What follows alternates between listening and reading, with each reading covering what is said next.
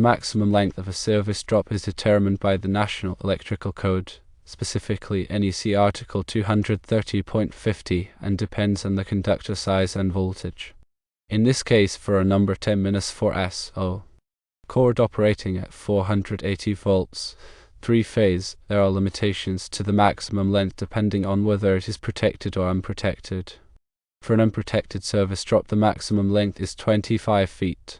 If the service drop is protected by overcurrent protection at or below 20 amps, the maximum length can be extended to 50 feet. These distances are crucial for safety and compliance with the NEC. Several important provisions must be followed when installing this service drop. Firstly, the service drop must be installed in a raceway or by other approved means to ensure its physical protection. Secondly, the conductors must have proper insulation suitable for the 480 volts voltage level and the environmental conditions present in the manufacturing facility. This insulation must be rated to withstand the voltage and any potential environmental factors such as moisture, temperature variations, or chemical exposure.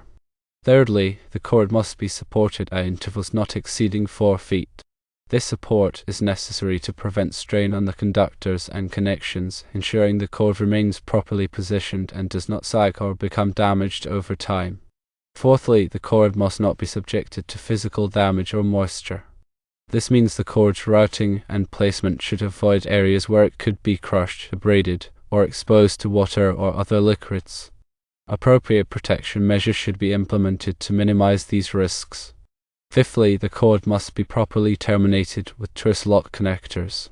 These connectors are designed to provide a secure and reliable connection, preventing accidental disconnections and ensuring proper electrical contact. It's also important to select truss lock connectors that are rated for the voltage and amperage of the circuit. Regarding a standard height off the floor for the end of the service drop cord, the NEC does not specify a mandatory height requirement. However, best practices dictate that the cord should be positioned at a height that is accessible for maintenance and operation, while also minimizing the risk of tripping or accidental disconnection. The appropriate height will depend on the specific layout of the manufacturing facility and the equipment being connected. Considerations include the height of the equipment being powered, the clearance needed for personnel and machinery to move safely, and the need to prevent the cord from becoming a hazard. To ensure compliance and safety, it is essential to consult the latest edition of the National Electrical Code and to follow all applicable local regulations. Additionally, it is recommended to consult with a qualified electrician or electrical engineer to ensure that the service drop is installed correctly and meets all relevant requirements. The information provided serves as a general guideline and should not be considered a substitute for professional advice.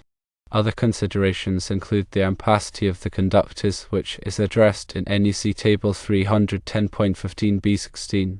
This table provides ampacity ratings for insulated conductors rated 0 to 2000 volts, and it's essential for selecting the correct size conductor for the intended load. The ampacity must be sufficient to carry the maximum current that the equipment will draw, taking into account any applicable directing factors for ambient temperature or the number of conductors in a raceway. Additionally, proper grounding and bonding are crucial for safety. The grounding system must be installed in accordance with NEC Article 250 to provide a low impedance path for fault current, reducing the risk of electric shock. Bonding ensures that all metal parts of the electrical system are at the same potential, further enhancing safety. Furthermore, the selection of appropriate overcurrent protection is vital. The circuit breaker or fuses protecting the service drop must be sized correctly to protect the conductors and equipment from overloads and short circuits. The overcurrent protection device should have an interrupting rating sufficient to handle the available fault current at the installation location. Regular inspections and maintenance are also important. The service drop should be periodically inspected for any signs of damage or wear, such as frayed insulation, loose connections, or damaged connectors. Any issues identified during inspections should be addressed promptly to prevent potential hazards. When selecting the SO cord, ensure that it is rated for outdoor use and is resistant to the environmental conditions present in the manufacturing facility. This may include resistance to oil, chemicals, abrasion, and sunlight. The cord should also be flexible enough to withstand repeated bending and flexing without damage. The use of strain relief devices at the termination points is essential to prevent stress on the conductors and connections.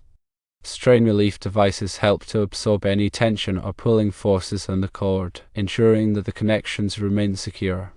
In addition to the NEC requirements, it is important to consider any applicable industry standards or best practices. These standards may provide additional guidance on the installation and maintenance of service drops in manufacturing facilities. Coordination with other trades is also important. When installing the service drop, ensure that it does not interfere with other building systems or equipment, such as HVAC, plumbing, or fire protection systems. Coordination with other trades can help to prevent conflicts and ensure a smooth installation process. Proper labeling and identification of the service drop are also essential. The cord and connections should be clearly labeled to indicate the voltage, amperage, and circuit number. This labeling helps to prevent confusion and ensures that maintenance personnel can easily identify the correct circuit. The use of appropriate safety procedures during installation and maintenance is crucial. All work on electrical systems should be performed by qualified personnel who are trained in electrical safety practices. This includes wearing appropriate personal protective equipment, such as gloves and eye protection, and following lockout/tagout procedures to de-energize the circuit before working on it. Consider the potential for future expansion or changes in the manufacturing facility. The service drop should be sized and installed in a way that allows for future modifications or additions without requiring significant changes to the electrical system. This may involve installing larger conductors or raceways than are currently needed to accommodate future loads. Ensure that the service drop is installed in compliance with all applicable accessibility requirements. This may include providing adequate clearance around the cord and connections to allow for maintenance and inspection. The location of the service drop should be chosen carefully to minimize the risk of accidental damage or interference. Avoid routing the cord through areas where it could be easily struck by vehicles or equipment, or where it could be exposed to excessive heat or moisture. The use of ground fault circuit interrupters, or GFCIs, may be required in certain locations to provide additional protection against electric shock.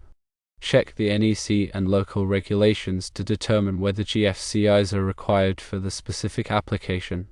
Proper documentation of the service drop installation is essential. Keep records of the conductor size, type, length, and ampacity, as well as the overcurrent protection device rating and location. This documentation can be helpful for future maintenance and troubleshooting. Regularly review and update the electrical system drawings and documentation to reflect any changes or modifications to the service drop. This helps to ensure that the drawings are accurate and up to date. Consider the use of energy-efficient equipment and practices to reduce energy consumption and costs.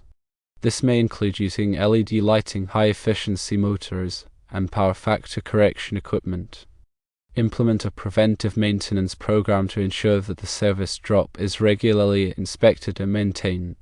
This program should include periodic inspections of the cord, connections, and overcurrent protection devices, as well as any necessary repairs or replacements.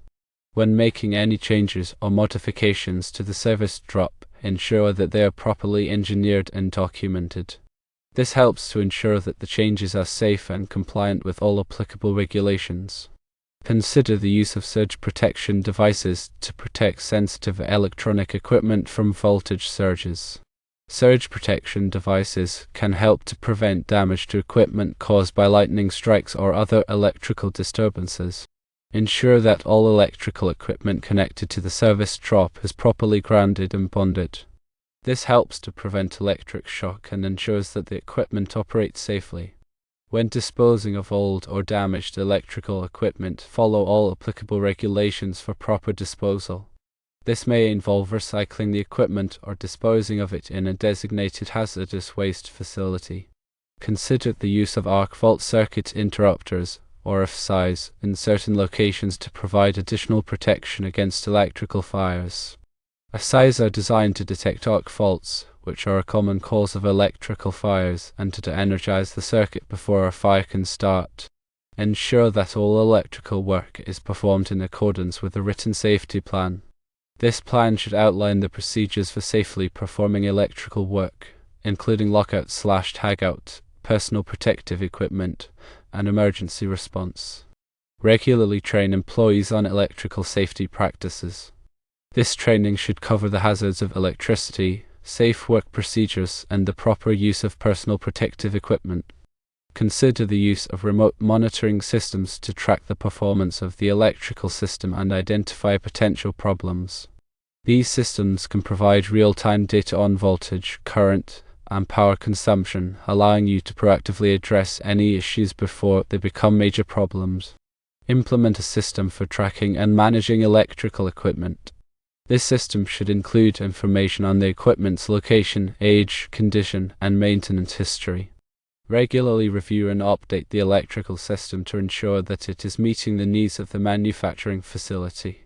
This review should consider factors such as changes in production processes, new equipment additions, and energy efficiency improvements.